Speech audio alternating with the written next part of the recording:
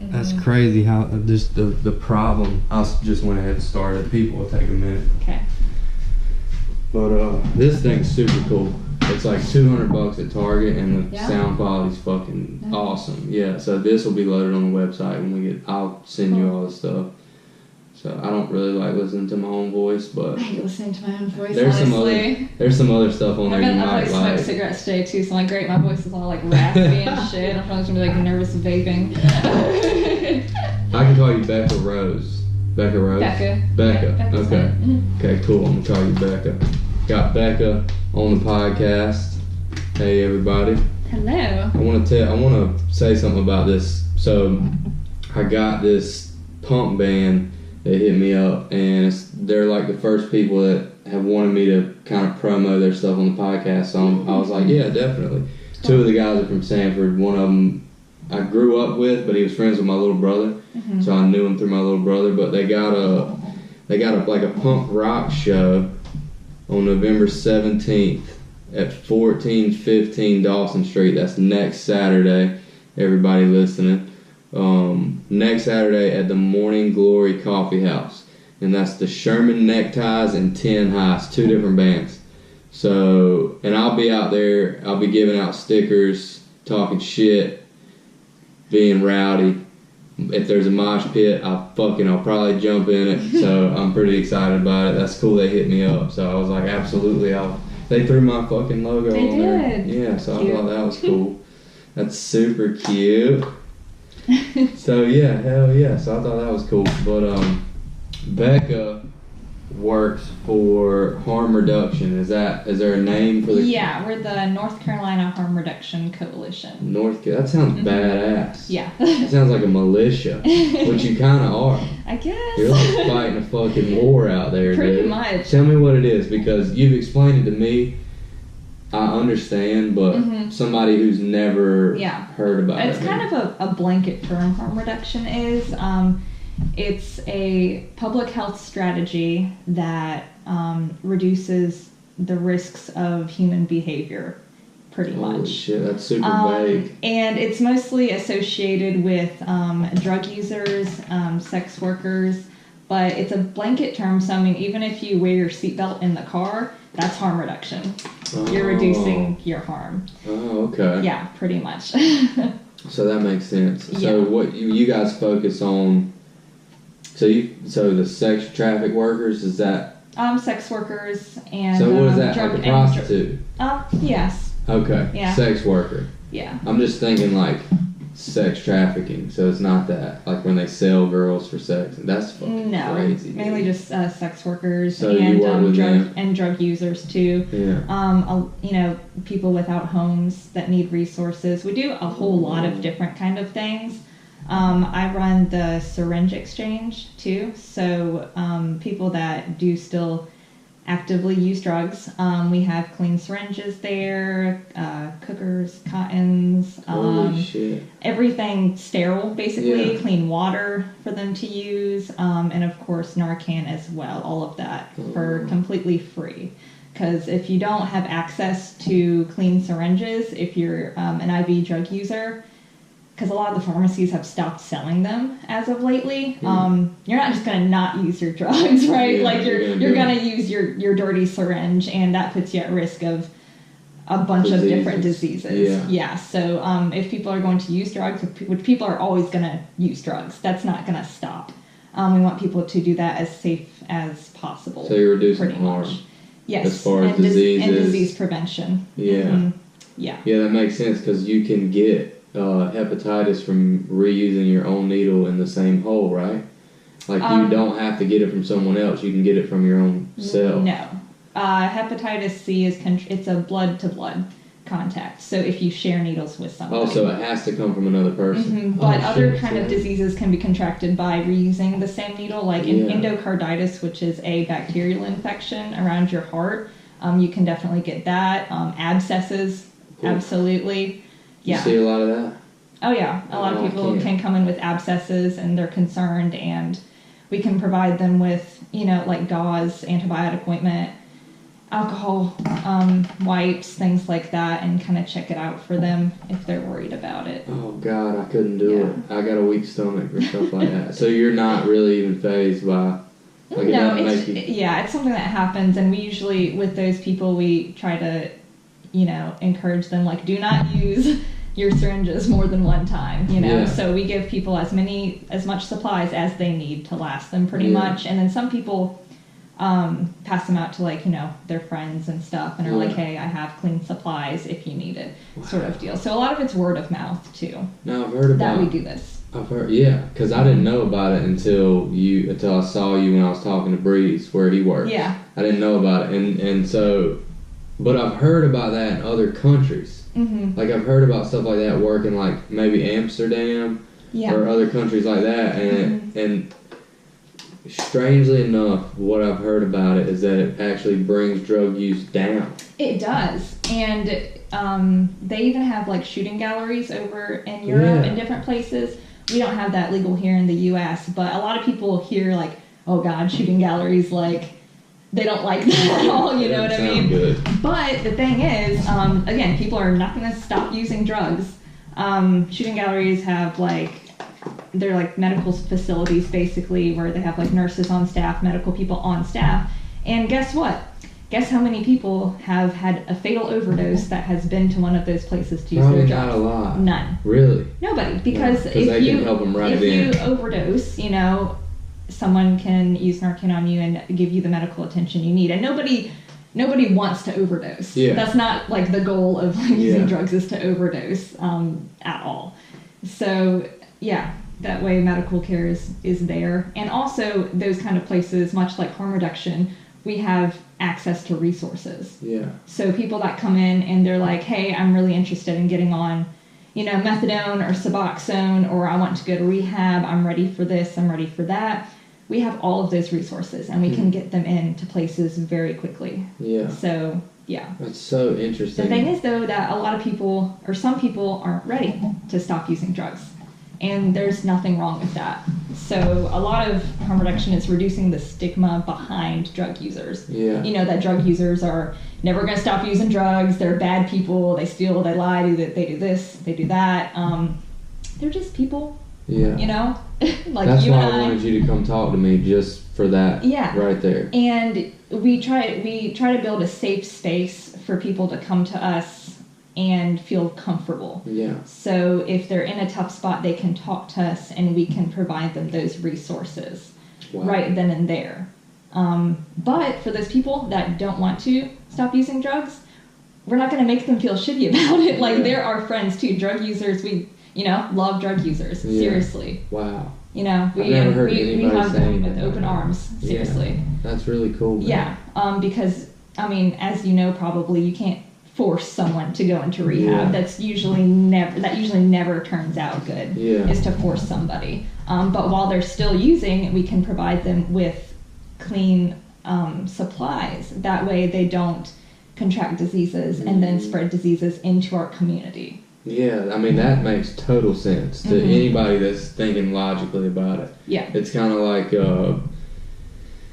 how can it spread if it doesn't start? You know what I mean? Exactly. So if you're preventing it from starting, it can't spread. And you know how quick shit spreads. It does, and people are also off-put by syringe exchange. Yeah. What do you mean? Like, what kind of people? There's stigma behind it. People that aren't drug users, you're saying, normally? Well, just some people have a stigma behind it that it may enable people to use more because you're just giving them all these syringes, that's enabling them to use.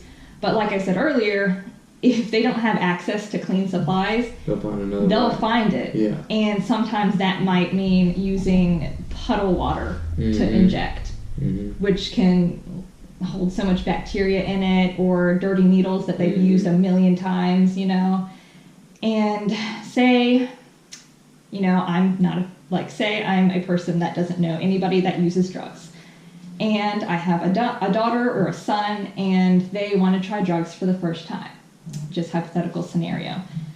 Say that they're at a party and someone wants to, they want to use drugs IV or just drugs in general. Yeah. say that person has like hepatitis C or HIV, and then they go to you, being very young and impressionable, and be like, hey, let me just do this for you, it'll be fun, and you share that needle, and then you contract HIV or Hep C or anything else. First time you use. The first time you use. Yeah. It happens. It seriously does. Mm-hmm. And it takes usually like 3 to 6 months for you to even test positive for hepatitis C. So they might not even know, or you might not even have any symptoms at all, which is scary. Say it was HIV. Say you contracted HIV from that one time you used. Ooh. And say you didn't know. And then you have unprotected sex, which is also, not safe. Say you have unprotected sex, and then you pass on that HIV to other people. Yeah. Now you have this, and then those people pass on to somebody else, or even through needle sharing and all that. Scary. And it spreads into the community. So then you're that mother or father, and you're now seeing this be spread. Oh my God. This is why syringe exchange is so important, because people need access to clean supplies. Yeah. It's disease prevention, bottom line. Yeah. Like, if you're anti-syringe exchange, you're basically pro-disease in our community. When people say stuff to you about enabling or whatever, basically your answer is that it's inevitable people are going to use drugs no matter what. They're going to do it no matter if they have clean stuff or dirty stuff. Okay. Because that makes sense to me. Yeah. Because that would be a question I would ask you. Like, do you feel like you're helping? Of course you feel like you're helping, or you wouldn't do it. But there is that other way to look at it as there's that stigma. Yeah, right? yeah. And it's just because people don't know and people don't look at it that way. Yeah. So usually when I give that example of that could happen, and that's a real thing that does happen, and that's how diseases spread, is because you don't have access to clean and sterile things when you're going to do it anyways. When you're in that, it goes out of control in a community. Oh yeah. Very fast. Yeah. So actually, having syringe exchanges in the community, the HIV and hepatitis C rate does drop. Oh yeah, for sure. I mean, that's the only logical way to look at it. Who doesn't want that? Oh, you know what I mean? Yeah, for sure. I mean, because you could be an innocent person and get caught up in a situation where you could contract a disease from somebody without really doing anything wrong or using a drug. Yeah. So it's kind of like or even through sex or any human behavior that we do as humans. Yeah. Yeah, it's so scary. It's just reducing those risks, basically, is what harm reduction is. Well, that's definitely good. I mean, I look at that as like super good thing. Yeah. I mean, it's really great, and a lot of people don't. It's something that you just don't think about. Yeah. If you are not around it or you're not associated with it, people don't think about these things that are happening in our community right now that could be, Well, that's why it's great that you came to talk to me to bring some awareness to that, because I think this is definitely one of the most interesting podcasts that I've been able to do, just as far as okay, so I'm in recovery. There's a lot to it. Yeah, I used drugs really for years, and I was around people shooting, mostly like Oxycontins, like people were mostly doing those. But just seeing, like, when you're that fucked up, like, you really don't care. Like, there's a point that comes where it's like, I don't care anymore. Yeah. Like, I probably already got this. Like, fuck it. You don't care, or you're just not educated and you don't know. Yeah, we definitely weren't educated. Yeah, so when people do come to us and they have abscesses or they're, have been using dirty syringes and stuff, and a lot of people we see, like, they've used a dirty syringe in their life, of course.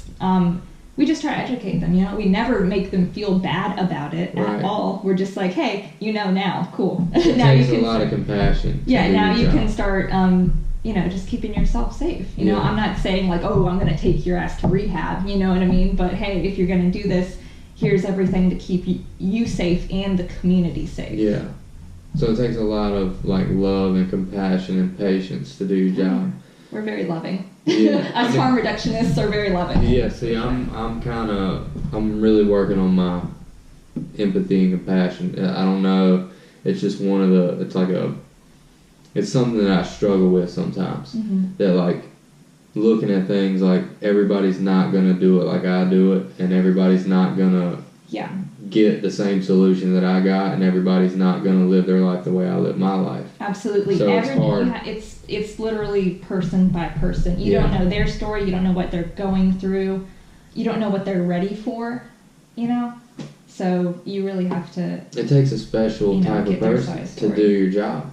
Because I'm telling you, like, I work with customers. I fix furniture at a furniture store. And basically, I go to customers' houses and fix their furniture. And I swear to God, dude, like 3 or 4 times a week, I get somebody I just want to punch in the face.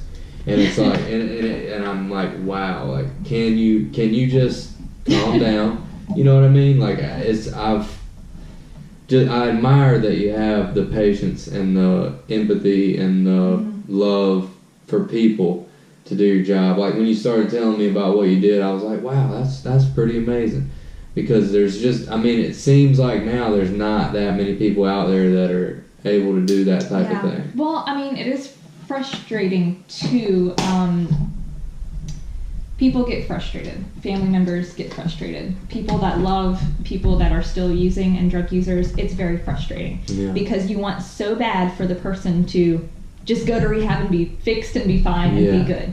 But that's not how it works. It is not how it works at all. You have to have patience, and you have to understand that everybody has their own goals. If I have a person that their goal is, hey, I'm using 10 bags of heroin a day, and I want to cut back and use 3 or 4 just in the morning, because they're not ready for rehab or something. Great, let's help you meet that goal. That's awesome. And then once they meet that goal, maybe they, will change their mind. Maybe they won't. But dead people can't recover. They can't. And that's why I wanted to talk to you about the Narcan. Let's keep you alive, and let's keep you well, and let's keep you, disease free, or even if you have diseases now, let's try to get you into treatment to help that. Wherever you're at, we meet you at. We really try to promote reaching your short-term goals, even if it doesn't seem like a big deal to some people, like, oh, why don't you just stop?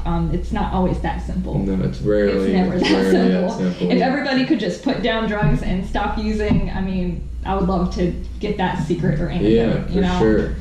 I would have ate like a bunch of acid before we got here. But so that's interesting. How many people are in the coalition? Is that how you say it? Like the coalition? The coalition. That's badass, dude. Like, is there a bunch of people that work with you? Yeah. And how many people do you think? Well, in our Wilmington office, we have let's see. We have about 6 people right now. That's cool. So it's small, just in the Wilmington office. Women, men, both? We're all ladies in the Wilmington office. Really? Yeah. That's interesting to me. I feel like women are more compassionate and loving than a man. But we do have men. It's a Cool. It's a statewide organization. So we have people in Raleigh and Durham, a couple other places doing. That's very cool. With the NC harm reduction. Yeah. Well. So I wanted to ask you this because there'll be people on there, or people that hear this that are from Sanford, where I'm from. So if you're from Sanford, you could go. You said Fayetteville's not ready yet, but Raleigh, they could go to Raleigh. Yeah, or call absolutely. a number. Yeah. Or something. Could they call? Is there a phone number? I actually have a flyer that we could post after this. Yeah. Our address and our hours for the Wilmington location. Yeah. But I mean, if anybody needs like Narcan or supplies or anything, you can just call us, and if you're near Raleigh area or Durham or wherever, we can connect you with those people and get it to you. Cool. That's what I wanted to know. In other areas of North Carolina. A lot of people struggle where I'm from because they ain't got shit to do. Yeah. They just ride around, hang out at Walmart, and do drugs. I mean, that's fucking... And that's the reality of a lot of people's lives. Yeah. I mean, luckily around here we got a lot of stuff we can do other than drugs, you know what I mean? So that's definitely why I like it here, because there's a ton of shit I can do. But definitely. I wanted to talk about this Narcan because it's naloxone. I want to talk about this because it's super interesting to me. Yes. I want to show the camera this. This is what naloxone. I guess this is not Narcan. This is naloxone, right? Well, Narcan is the brand name. So naloxone, it's the same thing as Narcan. Show the GoPro too. And this is like a nasal spray. Yeah. As well. That's pretty cool. And if anybody wants to come get a Narcan kit, you can always stop by our office on Market Street, and everything's completely free. We're a nonprofit. We work off of grants and donations, and so it'll be no charge. We'll give you as much as you need, or if you want to pass it out to your friends. I feel like everyone should carry naloxone, especially in Wilmington. And I get a lot of people that when I'm doing community outreach on Thursdays, it's my outreach day, I'll go to, like businesses. That's when I saw you. Yeah. Yeah, that's how I'll go to a couple different places, like, I'll go downtown to like the bus stops and the library and like different businesses and say, hey, do you want some Narcan to carry? Do you need Narcan? And just kind of pass it out and ask people. And a lot of the some of the responses I get are, oh, no, I don't need that. I don't know anybody that does drugs even. I don't need that. Oh, wow. And I'm like, okay, that's fine. Like, I'm not going to force you to like carry naloxone. But if someone wants to have a conversation with me about it, like, oh, I don't know anybody that uses drugs. Well, this is Wilmington. This is Wilminghood. Yeah. And the reality is, even if you don't know anybody that does drugs at all, you've never done drugs, you don't know anything about that lifestyle, say you're going out to dinner with your family and you park your car and you look over in the car next to you and someone is overdosed, clearly, like with a needle in their arm, and they are not breathing and they're turning blue. If you have naloxone in your glove compartment and you can get to that person and administer naloxone and then call EMS and say, hey, I just gave them naloxone, I'm trying to wake them up and everything. Sometimes it's life or death. It can take an ambulance several minutes to get to that person, and the fact of the matter is you don't know how long they've been out. Yeah, and every second counts when your brain's cut off. Yeah, you don't know how long they have been without oxygen. Same with bathrooms. People use in bathrooms all the time. Walmart bathrooms, Burger King bathrooms, restaurant bathrooms. I mean, it's so common. So you do not have to actively know somebody that uses drugs to walk into a bathroom and find somebody that's literally dying in front of you. Yeah. No matter what your thoughts on people that use drugs, if someone is dying in front of you and you have a life-saving medication and you are trained on how to use it, you're gonna use it, or you should, to save that person's life. It would definitely be a fucking, like, even for me, if I walked in and I was just like, dude, it would freak me out just to see somebody dying like that. Like, cause but you that's know reality. It's reality. But you know how when you're in a high pressure situation and you're like, your nerves can't start shaking. And you're like, dude. Okay, I know how to use this. That's why I was like, it was super cool how you took your time out to explain to me how to use it, and you see how I knew where this shit was at. Yeah. So. And I'll tell people how to use it now, so when they come, tell people how to use it. Pick up a kit. Yeah. They'll know, or I can go over it again. Or they might can get it from somewhere else, and they can learn from you how to use it on here. And then once you know, and you have a kit, and if you want to pass it on to a friend, like, hey, do you carry Narcan? You don't? Okay, cool. Keep it in your glove compartment. Yeah. And remember, there could be people just listening to the audio. So if you can explain how to use it, you can show on there or whatever. But I will explain. Yeah. So these are the IM kits, the intramuscular kits. Yeah. Inside,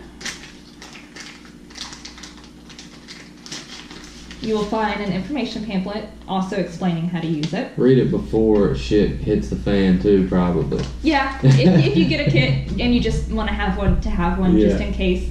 I would read this. Yeah. Definitely. It also explains the Good Samaritan law also.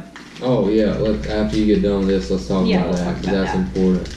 So inside you'll find 2 intramuscular syringes. Yeah. There are 2 doses in each kit. And you'll find 2 doses of naloxone. So, some signs of an overdose are if you come across somebody and their skin is a little gray or pale, their lips are turning blue. If you can obviously see that they are not breathing, they're unresponsive, you're like, hey man, wake up, and you try to move them and they're just out cold, they're likely overdosing. So number 1, I would turn them on their side. That way, in case after you administer the naloxone, sometimes people vomit and get kind of sick, so make sure that they're on their side. Take your fist and ball it up and do a sternum rub. So you want to rub their sternum very hard to try to see if they're going to wake up. If they're unresponsive, then you definitely need to use naloxone or Narcan. So you just take your syringe out and you pop the little orange cap off of this vial. It's a pre-measured dose, so you're going to flip that over and draw up all of that liquid. And then it's intramuscular, so once you have your syringe prepped, you want to go in the thigh, the arm, or the butt. Okay. So anywhere with muscle. And also, these can go through clothing. Okay. So you don't have to like undress anybody, you can just go ahead and administer it. It's not like the movies, you don't have to like stab somebody, you know, like super hard. Yeah, definitely like no Pulp Fiction. Yeah. None of that. But yeah, just, you know, put it in and just give them 1 dose of naloxone. Right. After you give the first dose, you want to keep trying to wake them up, you know, do another sternum rub and just trying to be like, hey man, like, you fell out, are you with us? You know, definitely make sure they're on their side in case they don't, or in case they get sick. And if you keep doing that for about 1 to 2 minutes and they're still not responsive, then you're going to want to use another dose. Okay. It's common to have to use more than one from what I've heard. And honestly, with fentanyl in our heroin, like 90% of the heroin in Wilmington is fentanyl. Mm-hmm. Everything has fentanyl in it. It's super, super strong. So sometimes it might take 2 or 3 doses. Yeah. So, wow. Yeah.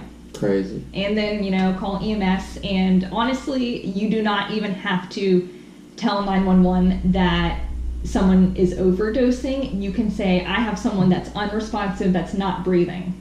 That way they're going to send EMS like right on the bat. I mean, you can say they're overdosing if you want, but if you're in a situation where, like, you know, you don't want like a bunch of cops around or something, I mean, the cops will probably come, but you want EMS there ASAP. Yeah. So that's always something I tell people also, especially people that are in the game that are a little nervous, like, I don't want to call the cops, you know. Yeah. That's also where the Good Samaritan law comes in. Tell me what that is. So the Good Samaritan law is if it protects you and the person that you're administering naloxone on from like small amounts of drugs and being searched and basically fucked with by the cops in order to charge you. So you're safe and the person is safe. Wow. So if you have drugs on you, call 911. You'll be fine. That's a total misconception. Yeah, because people are like, oh God, I have drugs on me. I need to hide the drugs. I need to, you know, that's why people in the past have just like left people overdosing because they're scared. Or just kicked them out of the front of the hospital. Yeah, because they're terrified they're going to get arrested. So the Good Samaritan law protects you and that person. Wow. It protects you and that person. If you come across someone overdosing and you have drugs on you, still call 911, administer the naloxone, do all those things. And like I said, even if you're like still a little bit sketchy, you don't have to say, oh my God, someone's overdosing on heroin. Say they're unresponsive, they're not breathing, and they'll walk you through that and they'll send EMS. Yeah. But again, it takes several minutes. So if you have naloxone and you can save someone's life, that's most important, because again, dead people cannot recover. If you're dead, you can't recover. Yeah. You can't even think about going on to live a quote unquote normal life, you know. See your kids grow, do anything like that if you're dead. Yeah. Sometimes it just takes people longer. Sometimes people don't want to get clean. There's nothing wrong with that. There is completely nothing wrong with being at the point in your life where you're using drugs and you don't want to stop using drugs. You're still a human and you still have rights. Yeah. Yeah. Yeah, definitely. Definitely a different way to look at it from most people. Mm-hmm. Most people don't see it that way. And then we have the nasal spray also. I give the nasal spray to a lot of businesses usually that may or may not be comfortable with, you know, using syringes. It's literally just nasal spray. Again, there's 2 doses in this. That's good they put 2 in there, because I was hearing stories about how it takes usually more than 1. Let me see that. Yeah. And it's simple. That's all it is right there? Yep, it's nasal spray. So you just put your fingers right here and push this middle thing. Yep. And it'll shoot up the nose, like they don't have to be breathing, obviously, because they might not be breathing. Yeah, it is absorbed through the mucous membranes. That's what that looks like. Pretty crazy. So you were telling me about how I can't remember if it was you or if I was watching a documentary, but you were telling me about how I think people on ambulances are carrying this stuff. I can't remember if I was talking to you about it or if I was watching the documentary. Yeah. Do most all ambulance? EMS carries naloxone. Oh, okay, cool. WPD carries naloxone as well. Yeah, I was watching. Actually, we had an incident happen in the building that I was at. I'm gonna be vague because I don't want to get anybody in trouble. But we had a guy overdose, and another guy gave him CPR and kept him. I don't know. The EMS said that if he wouldn't have given him CPR, then the guy probably would be dead or brain dead. So the guy, one of my friends, gave this guy CPR until the EMS got there. When the EMS got there, they said this was their third one of the day, and it was probably 6 in the evening, 6:30. Yeah. I mean, it was like dinner time. I mean, yeah. Third one of the day, third overdose of the day. Yeah. To me, when I heard overdose that, rates going up because again, fentanyl is in all of pretty much all of the heroin. Also at the harm reduction office, we have fentanyl testing strips too. Oh shit. Yes. Whoa. So those are really cool because if you're a drug user or if you just are using if you plan on buying heroin or whatever, like if you have your fentanyl testing strip, after you draw up your shot, you can put the little strip in the residue, and one line is positive, 2 line is negative. So you know if it has fentanyl in it. And that's so maybe don't do as much. Exactly. Yeah. Safe using practices. If you are aware that it has fentanyl in it, you can definitely make sure you don't use alone. So you have somebody there. Absolutely. Don't use alone. And dose accordingly. Use less. Maybe do a test shot. Because again, nobody uses drugs to overdose. Right. Like, that's not the goal. Like, people just, want to get high. They don't want to fucking die. Yeah. So that way you could dose yourself accordingly because you're aware. It's people that don't know it's fentanyl that usually do the same amount as if it were just heroin, and then they are gone. And it happens so fast. Oh, it happens a lot, too. Like, once it's in your bloodstream, I mean, you could just stand up and you just basically see spots and just black out. You pass out, Dude, that's crazy. And that's why, people are found in bathrooms and, cars and stuff, because I'm sure they planned on just getting high and walking out of there, but they fucking fell out. So, yeah. That's scary. And it happens so often. Oh, so often. I mean, I hear about it all the time. Like, it's crazy. It's sad, too, and it's like a fucking epidemic. It is, and we're just trying to keep these people alive, I like that. I mean, it's definitely,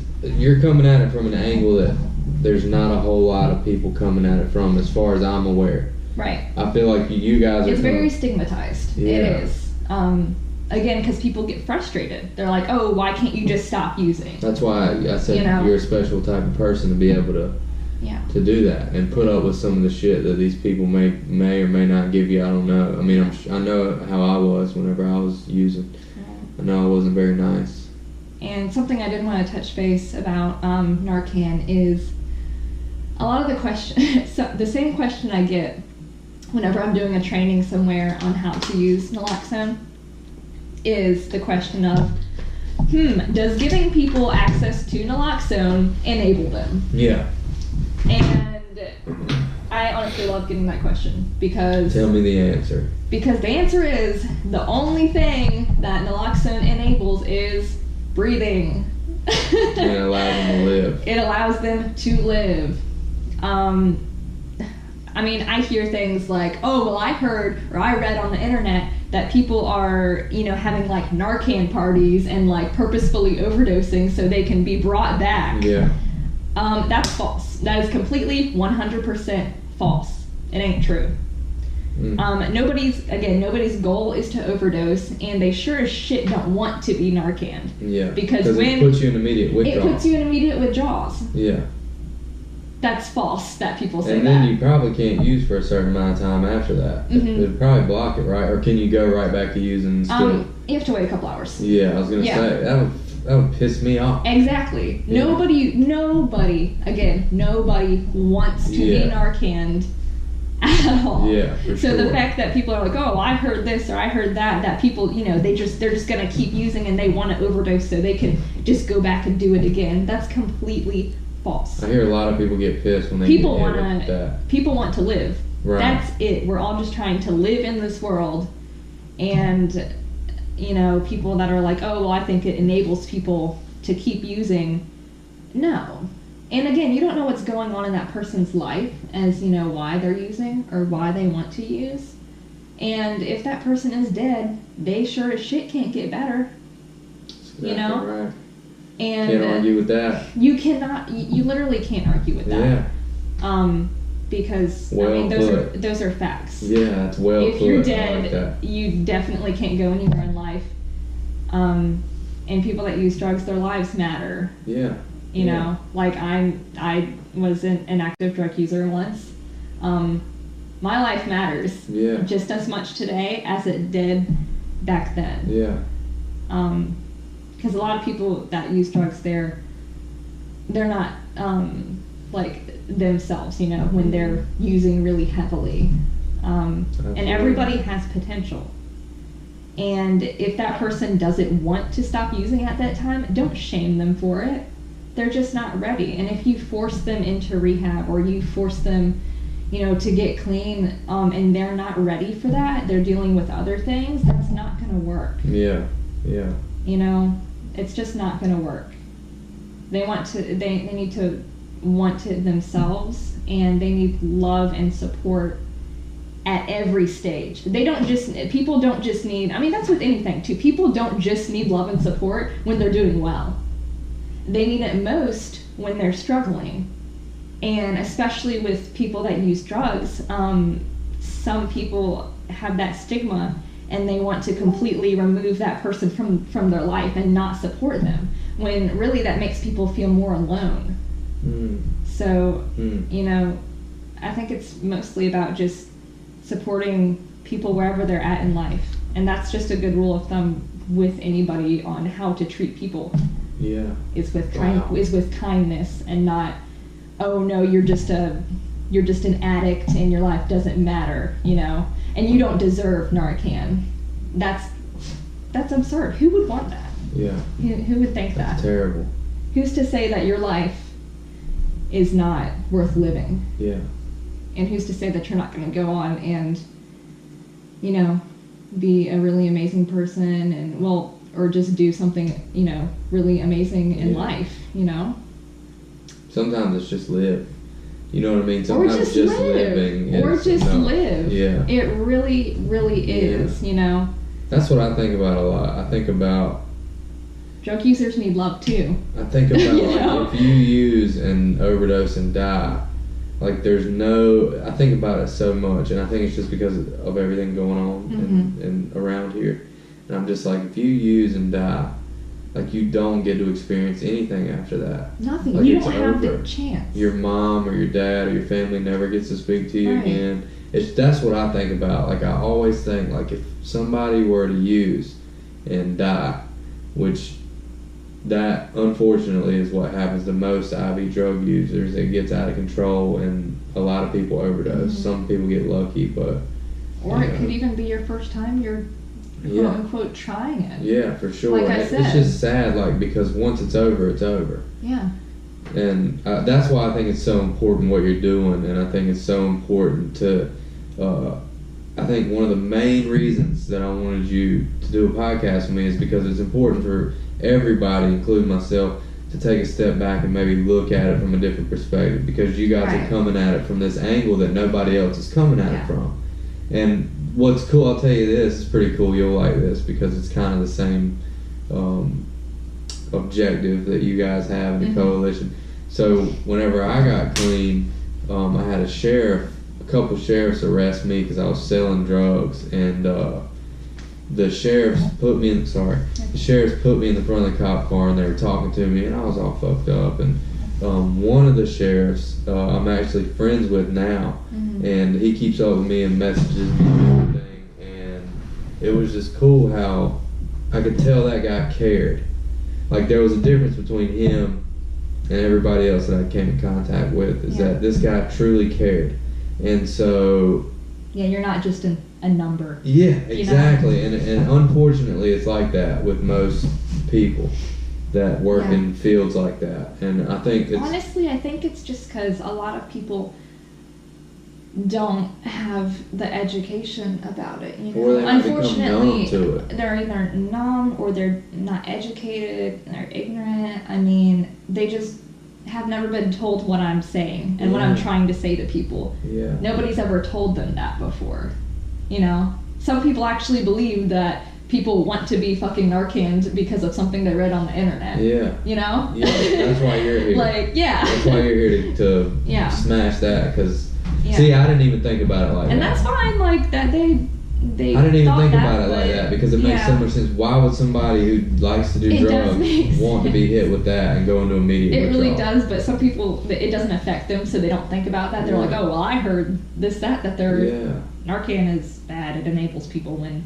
Nope, just enables breathing. It just Keep allows reading. people to live. Keep reading, You keep know? doing research, keep listening to Yeah. podcasts, like keep getting new perspectives, because Absolutely. that's really what life's about now, especially because you can just get on Facebook and read some shit and you're like, oh yeah, that dude beats the shit out of women, or that Yeah. dude fucking shot up a school, or whatever, you know what I'm It's saying? always more to a story. Yeah, you can There read really that is. little bit and be like, and form a biased opinion like that. Yeah. And you could hear somebody say, I could tell you something, and you could just be like, oh yeah, well this guy told me this, so I'm gonna believe that. Just fucking do some research, Mhm. listen to somebody who knows what they're talking about, and try to form like your own independent way of thinking, because the tribalistic thinking bullshit, I feel like that's why we're in the position we're in as a country and as a society, is because if you got enough people running around saying Narcan is enabling people, then that's what society's going to believe. Until Mhm. somebody like you comes in, and somebody that works with this shit every day and sees this shit every single day, Right. like you have experience with this. You're not just somebody who's read about it in a book. Exactly. You know what I mean? So, or you're not somebody who's just read about it on Facebook and came on my fucking podcast. Exactly. You know what I mean? So, I think that's it's important to fucking do your own research It really and is. to talk to people that Yeah. know more about something than you might know, Mhm. and fucking listen to them. And take it in. That's why and I then form your own appreciated you. opinion. When I met Yeah. you fucking talked to me for 15, 20 minutes. Mhm. And you didn't know me at all. So like that's why I was like, yeah, this fucking chick would be awesome on the podcast, because you took the time out to explain to me Yes. what you were doing, and I'm like, holy shit, this is incredible. And it makes sense too. Yeah. And a lot of people, like I said, they're just not educated on what syringe exchange is, what harm reduction is, what even Narcan is, or Yeah. how to use it. I mean, I've met people that are like, oh, is that even legal to have? Like they have no clue, and And that's it- okay that they think that. But yeah. I'm like, oh no, let me tell you, you can actually carry it. It's completely legal. Let me show you how to use it, and hopefully you don't have to use it. But it's better to have it and not need Yeah. it than to Need need it it and not have and it. not have it. Yeah. Especially, in this day and age and in this town, that maybe your friends are using and you don't even know, okay? Or, your son or daughter is using and you don't even know. And you come across that situation, or you're even driving in your car and you pull over and there's somebody overdosed next to you. I mean, these are lives. These are Yeah. actual people's lives. They're not just, oh, you're a junkie that overdosed. These are people's lives. They have mothers, fathers, sons, sisters, brothers. They have lived a life that you have no idea about. And who are you to say that they deserve to live or not? And if you have something that can save them, then, that's so good. They can actually live. Yeah. know? And if people could just have a fucking heart. They'll have a chance Yeah. to possibly recover when Yeah. they're ready on their own time. And, they need love and support. Right. Like everyone needs love and support. I'm talking like everyone doesn't need love and support. Yeah. Everyone needs love and support, especially if you're struggling. Yeah. A lot of people are struggling out there. A lot of people are put a struggling. mask on too, and you can't So tell. many people. I saw this thing. This is pretty cool. I saw on Facebook. It was Chris Farley, Brittany Murphy. It was a couple of Robin Williams and somebody else, and it was a square, and they had their 4 pictures, and it was like it said something about always be interested in what your friends are saying, always listen closely, because you never know what's hiding behind a smile. And all those people committed suicide or overdosed, I believe. And you don't know when the last time you're going to talk to someone is. Yeah, dude. You Yeah. really don't. I think about that a lot. Is that I weird? do too. I think about it a lot. I'm always, cause that's the way I grew up. Like if I told my mom or dad I fucking hate you, or like shut up or don't talk to me, my dad would always look at me and be like, what if that's the last thing you say to me? Would you be proud of that? And it made so much sense to me because he lost his dad at a young age, and it's like, you know, you got to think about that type of shit. And like when I lost my granddad, I was so happy that the last thing I said to him was like I asked him to forgive me for some fucked up shit that I did to him. And I'm glad that I live by that mentality, and I think that mentality kind of helps you to be empathetic and to be forgiving and to be loving, because if you think like that, that's there's so much hate in the world. There's there so really much. is. There's so much. You know, and a lot of it is misunderstanding. Yeah. And you know, people not knowing what they're fucking talking about. You know, or they don't want to know for some reason. But you know, I hope I shed some light on syringe exchange and harm reduction and what we do. Yeah. I mean, Well, the most important thing that you shed light on was that like love. People matter. Passion. All people matter. Yeah. How are you gonna pick out who matters and who doesn't? Yeah. You know, whose life is worth living and whose isn't. That makes so much fucking sense, dude. One thing somebody said to me was, it's better to understand than be understood. And I thought that made a lot of sense, because like I spent a lot of time trying to make people understand me, and I spent not a lot of time trying to understand other people. Yeah. And I think that's important, like especially if you don't have drug addicts in your family, or if you're not around people who do drugs. I think it's important to try to understand those type of people. That doesn't mean that it doesn't exist. Yeah, it definitely fucking exists. It doesn't mean that it's not in a big part of like our community right now in the opiate crisis that's going on. Yeah. You know, just because you're not directly affected by it doesn't mean it's just not happening. Yeah. You know. Yeah, you can't just brush it under the fucking rug. Yeah. Like a lot of shit has been like that in the United States and probably the world. I feel like the world as a whole is probably better at acknowledging shit than the United States. I don't know why I feel like that, but I feel like other places might be a little more socially advanced than we are as a country, which is fucking sad because we're such a big melting pot, and we have so many different types of people. So many. And we have so many opportunities to try and understand others. Yeah. And we gotta look at it like that. Yeah. Absolutely. Yeah, I appreciate you fucking doing a podcast with me.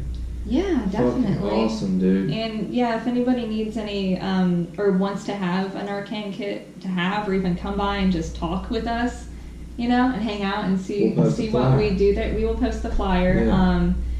Our office is off Market Street. And or you can just come by and hang out and see what we do. Yeah. You can volunteer if you want to. I mean, that's awesome. And just kind of learn. And if you have more questions, I mean, definitely reach out to me and ask me for sure. Cool. I'll post some ways to get in touch with you. People will see you're tagged on this, but on my website, I'll let you know. It's pretty cool when I post everything. Thanks for doing this. I think we covered everything. Yeah, thanks for doing it. We did. We definitely did. It's great. That's our audio. Oh, my kid's mom's here. My kid. Hey, dude. Hello. We just finished.